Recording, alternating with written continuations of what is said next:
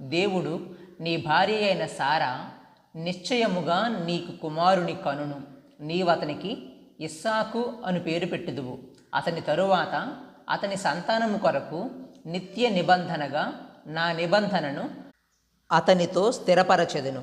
ఇష్మాయేలును గూర్చి నీవు చేసిన మనవి నేను వింటిని. ఇదిగో, నేనతనిని ఆశీర్వదించి అతనికి సంతానాభివృద్ధి కలుగజేసి అత్యధికముగా అతని విస్తరింపజేసేదను. అతడు 12 మంది రాజులను కనును, అతనిని గొప్ప జనముగా చేసేదను. అయితే వచ్చు సంవత్సరము ఈ కాలమందు సారా నీకు కనబోవు ఇస్సాకుతో నా నిబంధనను స్థిరపరచదనని చెప్పెను. దేవుడు అబ్రాహాముతో మాటలాడుట చాలించిన తరువాత అతని యొద్ద నుండి పరమునకు వెళ్ళెను.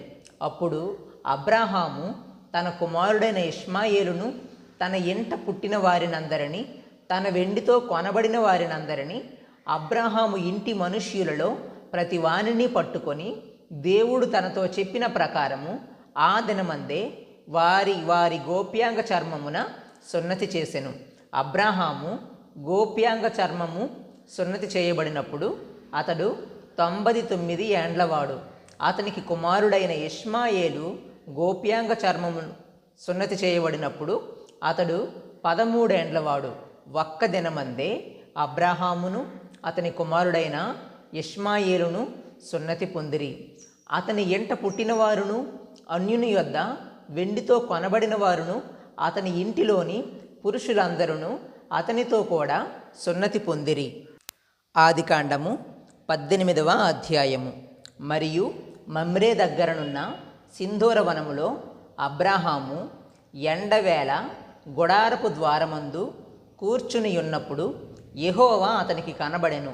అతడు కన్నులెత్తి చూచినప్పుడు 3 మనుష్యులు అతని ఎదుట నిలువబడి ఉండిరి.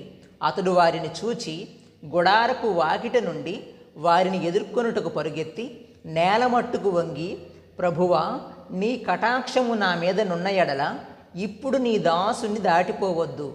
నేను కొంచెము నీళ్లు తెప్పించదను, దయచేసి కాళ్ళు కడుగుకొని ఈ చెట్టు క్రింద అలసట తీర్చుకొనుడి.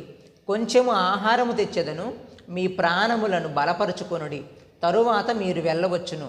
ఇందు నిమిత్తము గదా మీ దాసుని యొద్దకు వచ్చితుడనెను.